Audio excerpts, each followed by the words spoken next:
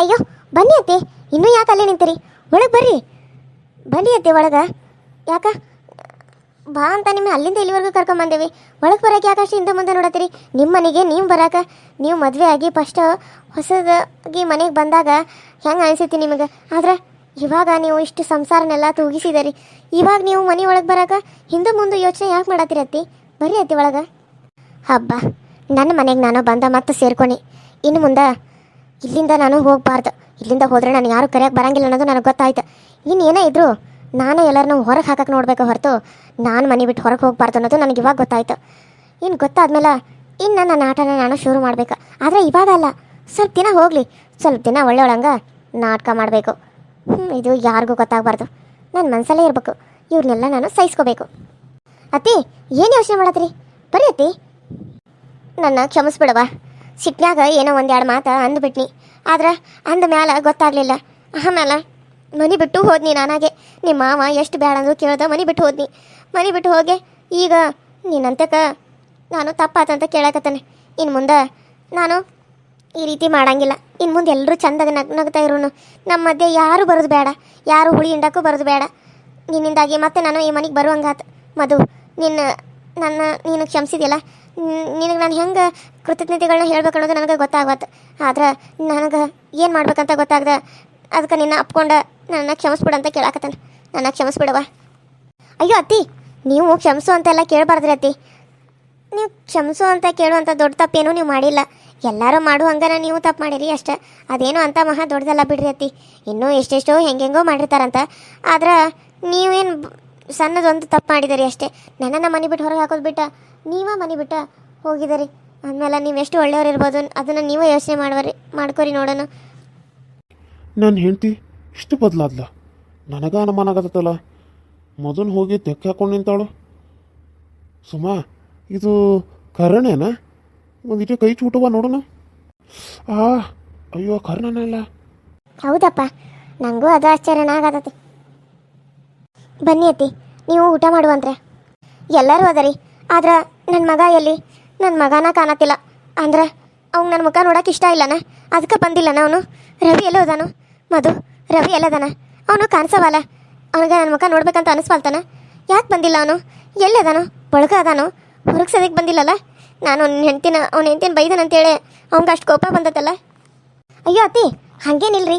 ಅವರು ಒಂದು ಮದುವೆ ಐತಿ ಅವ್ರ ಫ್ರೆಂಡ್ದು. ಇವತ್ತು ರಾತ್ರಿ ಎಂಗೇಜ್ಮೆಂಟ್ ರಿಸೆಪ್ಷನ್ ಏನೋ ಅಂತಾರಲ್ಲ, ಅದು ಐತಂತ. ಅದಕ್ಕೆ ಅವರು ತಯಾರಾಗಿ ಹೋದರು. ನಾಳೆ ಮದುವೆ ಐತಲ್ಲ, ಎಲ್ಲರೂ ಕರ್ಕೊಂಡು ಹೋಗ್ಬೇಕಂತ ಹೇಳಿದಾರ. ನೀವು ಬರುವಂತ್ರಿ ಅತ್ತಿ, ಎಲ್ಲರೂ ಸೇರಿ ಮದ್ವೆಗೆ ಹೋಗಿ ಬರೋಣ. ಅದಕ್ಕೆ ಅವರು ಹೋಗಿದಾರ. ಬರೋದು ಲೇಟ್ ಆಗ್ತದೆ ಅಂತ ಅಂದಾರ.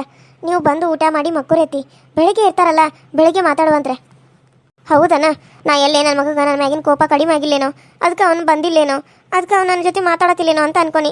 ನೀನನ್ನ ಬೈದಾನಲ್ಲ, ಅದಕ್ಕೆ ಅವಂಗೆ ಸಿಟ್ಟು ಐತೇನೋ ಅಂತ ಅನ್ಕೊನಿ. ಆದ್ರೆ ಅವ್ನು ಮದ್ವೆಗೆ ಹೋಗ್ಯಾನ. ಆತು ಬಿಡು, ಒಟ್ಟು ಅವ್ನಿಗೇನು ನನ್ನ ಮ್ಯಾಗ ಸಿಟ್ಟಿಲ್ಲಲ್ಲ ಮತ್ತೆ. ಅಯ್ಯೋ ಅತ್ತೆ, ಏನು ಸಿಟ್ಟಿಲ್ಲ. ನೀವೇನು ಯೋಚನೆ ಮಾಡಬೇಡ್ರಿ. ಬರ್ರಿ, ನೀವು ಊಟ ಮಾಡುವಂತ್ರೆ. ಮಾವ, ನೀವು ಊಟ ಮಾಡ್ತೀರಿ? ನಿಮಗೂ ಊಟ ಹಚ್ಚಲಿ? ಯಾಕೋ ನನಗೆ ಹೊಟ್ಟಿಸ್ತಿಲ್ಲ. ನೀವು ಊಟ ಮಾಡ್ರಿ ಮಧು. ನನಗೆ ಯಾಕೋ ಇವತ್ತು ಗ್ಯಾಸ್ಟ್ರಿಕ್ ಆದಂಗೆ ಆಗೈತಿ. ಒಂಥರ ಅದು ಇದ್ಯಾಗ ಉಡ್ಸುಡಿದಂಗೆ ಆಗತ್ತೈತಿ. ಅದಕ್ಕೆ ನನಗೆ ಊಟ ಏನು ಬೇಡ. ಸ್ವಲ್ಪ ನನಗೆ ಅವಾಗಲೇ ಒಂದಿಟ್ಟು ಮಜ್ಜಿಗೆ ಕುಡ್ದನ್ ಸಾಕಷ್ಟೇ. ಆದ್ರೆ ನನಗೆ ಅದ ಫುಲ್ ಆಗಿಬಿಟ್ಟತಿ. ಅದಕ್ಕೆ ಅಂದ ರವಿ, ಬಾಪ ನೀನು ಅಂತ ಅಂದ. ನಾನು ಎಲ್ಲಿ ಬರ್ತಿದ್ದೀಪ್ಪ, ನನಗೆ ಆಗಂಗಿಲ್ಲ ಮಗ, ನೀನು ಹೋಗಿ ಬಾ ಅಂತನ್ನಿ. ಸರಿ ಅಂತ ಹೋಗ್ಯಾನ. ಸರಿ, ನೀನು ಸುಮ್ಮ ನಿಮ್ಮ ಅತ್ತಿ ಎಲ್ಲರೂ ಊಟ ಮಾಡೋಗ್ರಿ. ನನಗೆ ನಿದ್ದೆ ಫುಲ್ಲು ಬರಾಕತ್ತದ. ನಾನು ಹೋಗಿ ಸ್ವಲ್ಪ ರೆಸ್ಟ್ ಮಾಡ್ತೇನೆ. ಸರಿ ಮಾವ, ಸ್ವಲ್ಪ ಆದರೂ ಉಂಡಿದ್ರೆ ಚಲೋ ಇರ್ತಿತ್ತು. ಮತ್ತು ಗ್ಯಾಸ್ಟ್ರಿಕ್ ಅಂತೀರಾ, ಗ್ಯಾಸ್ಟ್ರಿಕ್ ಕುಡಿಕೆ ಅದು ಏನಾದರೂ ತೊಗೊಂಡ್ರಿ ಮಾವ? ಇಲ್ಲೋ? ಅಯ್ಯೋ ಅದಕ್ಕೆ ಅವ್ರಿಗೆ ಅವಾಗ ಸ್ವಲ್ಪ ಹಂಗೆ ಅದು ಆಯಿಲಿ ಫುಡ್ ಅದು ಏನೋ ತಿನ್ನು ಸೋಡ ಹಾಕಿರ್ತಾರಲ್ಲ ಜಾಸ್ತಿ, ಅಂಥದ್ದು ಏನಾರ ಊಟ ಮಾಡಿದ್ರೆ ಅವ್ರಿಗೆ ಹಂಗೆ ಆಗ್ತೈತಿ. ಅಯ್ಯ, ನಾ ಯಾವುದಕ್ಕೂ ಹಾಕಿಲ್ಲಲ್ಲ ಸುಮ್ಮ, ಮತ್ತು ಮಾವಾರಿಗೆ ಹೆಂಗಾಯ್ತು? ಅಯ್ಯೋ ಇಲ್ವಾ, ಅದು ಅಲ್ಲಿ ಹೊರಗೆ ಹೋಗಿದ್ನಲ್ಲ, ನಮ್ಮ ದೋಸ್ತ ಇವ್ನು ಕೊಟ್ಟಿದ್ದವು ಏನಂತಾರ ಮೈಸೂರು ಬೋಂಡ. ಅವ್ನು ಕೊಟ್ಟಿದ್ದ ಚಲೋ ಆಗ್ಯಾವಂತೆ. ಫಸ್ಟ್ ಎರಡು ಕೊಟ್ಟಿದ್ದ ಚಲೋ ತಿನ್ನಿ, ಚಲೋ ಆಗಿದ್ದು ನೋಡು. ಮತ್ತು ಇನ್ನೊಂದು 4 ತಿಂದ್ಬಿಟ್ನಿ. ಅದು ಏನಾಗೈತಿ ನನಗೆ ತಿಂದ್ಬಿಟ್ಟೆ ನೋಡು, ಅದೊಂಥರ ಗ್ಯಾಸ್ ಹೊಟ್ಟೆ ಗಟ್ಟಿ ಆದಂಗೆ ಆಗಿಬಿಟ್ಟತಿ. ಎಷ್ಟು ಅಡ್ಡಾಡಿ ನೋಡಿ, ಈಗ ಅಡ್ಡಾಡಿ ಬಂದಿನ ಕರೆ ಕಡಿಮೆ ಆಗಿಲ್ಲ ಅದು. ಮತ್ತು ಇನ್ನೇನು ಮಾಡೋದು? ಅದಕ್ಕೆ ಇನ್ನೇನು ಮಾಡೋಕೆ ಆಗಂಗಿಲ್ಲ. ಇಲ್ಲ, ಸ್ವಲ್ಪ ಮಜ್ಜಿಗೆ ಕುಡ್ದಂತ ತಗೋ ನಾನು. ಸಾಕು ನನಗೆ. ನೀವು ಉಣ್ಣೋಗ್ರಿ, ಹೊತ್ತಾಗೈತಿ. ನೀವು ಊಟ ಮಾಡಿ ಮಲ್ಕೋರಿ, ನಾನು ಮಲ್ಕೋತಾನೆ. ಸರಿ ಮಾವ, ಸುಮ್ಮ ನಡಿ ಊಟ ಬಡಿಸ್ತೀನಿ, ಊಟ ಮಾಡೋಂದ್ರೆ. ಅತ್ತೆ ನೀವು ಮುಖ ತೊಳ್ಕೊಂಡು ಬರ್ರಿ, ಊಟಕ್ಕೆ ಹಚ್ತಿರ್ತೇನು? ಹಾಂ ಸರಿ ರೀ. ಒಂದು ನಿಮಿಷ. ಏನು ಹೇಳು ಸುಮಿತ್ರ, ಏನು ಇಲ್ಲೇ ಬಾಗಲಾಗ ನಿಂತ್ಕೊಂಡು ಇನ್ನೂ ಮಾತಾಡ್ಬೇಕನ್ನತ್ತೇನ? ರೂಮ್ನಾಗ ಬಂದ್ಮೇಲೆ ಮಾತಾಡೋದು ಬಿಟ್ಟು ಇಲ್ಲೇ ಮಾತಾಡ್ಬೇಕಂತ ಅನ್ಸಾಕತ್ತತಿ. ಏನೋ ಕೇಳ್ಬೇಕಂತ ನಾ ಅನ್ಕೊಂಡಿದ್ದಿ.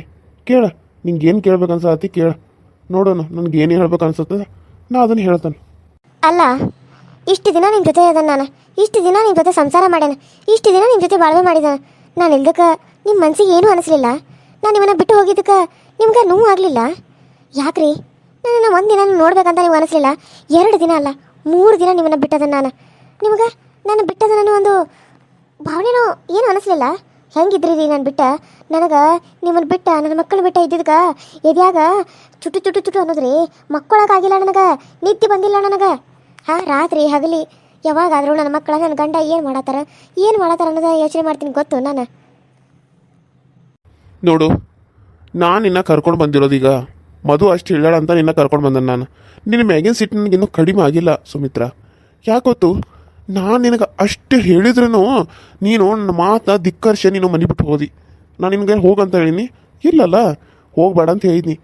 ಮಧು ಏನು ಹೇಳೋ ಗೊತ್ತೈತಿ ನನಗೀಗ. ಅತ್ತಿ ಬಂದ್ರೆ ಅವ್ರ ಜೊತೆ ಜಗಳ ಮಾಡಕ್ಕೆ ಹೋಗ್ಬೇಡ್ರಿ ಮಾಮ ಅಂತ ಹೇಳಿದಾಳು. ಆಕಿದು ಎಷ್ಟು ದೊಡ್ಡ ಮನಸ್ಸಿರ್ಬೇಕು ಯೋಚನೆ ಮಾಡಿನ. ಅಂಥ ದೊಡ್ಡ ಮನಸ್ಸಿನ ಹುಡುಗಿಗೆ ನೀನೇನು ಮಾಡಿದಿ? ಜಗಳ ಆಡುವಂಗೆ ಮಾಡಿದಿ. ಆಮೇಲೆ ಏನು ಮಾಡಿದಿ? ಗಂಡ ಹೆಂಡತಿ ಮಧ್ಯೆ ತಂದಿಡಕ್ಕೆ ನೋಡಿದಿ. ಮತ್ತೇನು ಮಾಡಿದಿ? ನಿನ್ನ ತಮ್ಮನ್ನ ಚೂ ಬಿಟ್ಟಾಕಿ ಜೀವನ ಹಾಳು ಮಾಡಕ್ಕೆ ನೋಡಿದಿ. ಅಲ್ಲ, ಆಕೆ ಒಂದು ಹೆಣ್ಣು ಅಂತ ಯೋಚನೆ ಮಾಡ್ದೆ.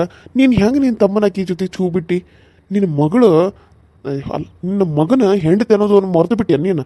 ಹಾಂ, ಅದನ್ನೂ ಮರೆತು ಬಿಟ್ಟು ನೀನು ಅಷ್ಟು ನೀಚಿಗೆಡೆ ಆಗಿಬಿಟ್ಟಿಲ್ಲ. ಅದ ನನ್ನ ಮನಸ್ಸಿನಾಗ ಇನ್ನೂ ಕೊರಿತಾ ಇರೋದು. ನನ್ನ ಹೆಂಡತಿ ಇಂಥದ್ದೆಲ್ಲ ಮಾಡಿಳು ಅಂತೇಳಿ. ತಪ್ಪು ಮಾಡಲಿ, ಬೈಲಿ, ಅದು ಮಾಡಲಿ, ಇದು ಮಾಡಲಿ, ಕೆಲಸ ಮಾಡೋದಕ್ಕೆ ಬೈಲಿ, ಹೊಡಿಲಿ ಒಂದು ಕಡ್ತಾ, ನಾನು ಅದನ್ನು ಇದನ್ನು ಮಾಡ್ತೇನೆ. ಆದರೆ ಇಂಥ ಬುದ್ಧಿ ನಿನಗೆ ಯಾವಾಗ ಬಂತು? ಹಾಂ, ನಿನ್ನ ತಮ್ಮನ್ನ ನಾನು ಸೊಸಿ ಜೊತೆ ಚೂ ಬಿಡ್ಬೇಕಂತ ಅನ್ಕೊಂಡಿಲ್ಲ. ಇಂಥ ಬುದ್ಧಿ ನಿನಗೆ ಯಾವಾಗ ಬಂತು? ನನಗೆ ಅದನ್ನು ಹೇಳು ಫಸ್ಟ್. ಅಯ್ಯೋ ರೀ, ಅದನ್ನ ನಾನು ಬೇಕು ಅಂತ ಮಾಡಲಿಲ್ಲ ರೀ.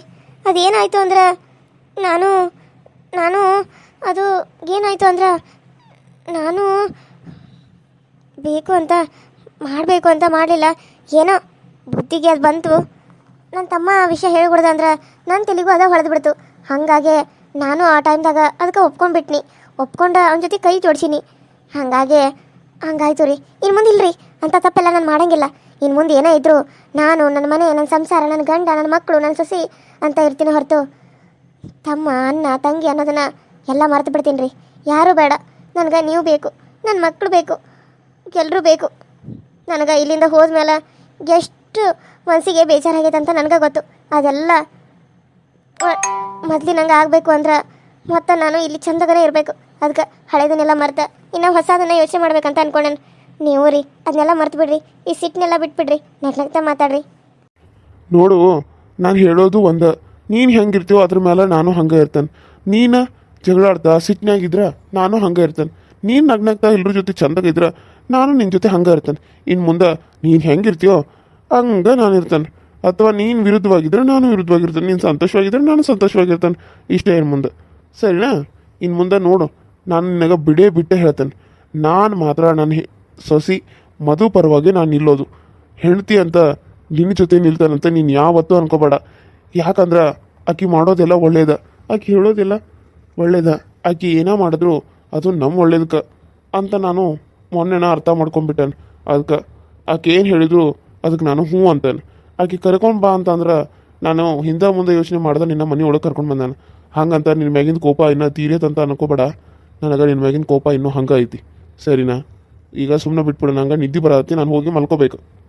ಅಲ್ಲ ರೀ, ಅದು ಏನೇ ಇದ್ರು ನಾಳೆ ಮಾತಾಡೋಣ. ಈಗ ನನಗೆ ಮಾತಾಡೋಕೆ ಮೂಡಿಲ್ಲ, ನನಗೆ ನಿದ್ದೆ ಬರತ್ತೈತಿ. ಅರ್ಥ ಆಯ್ತಾ?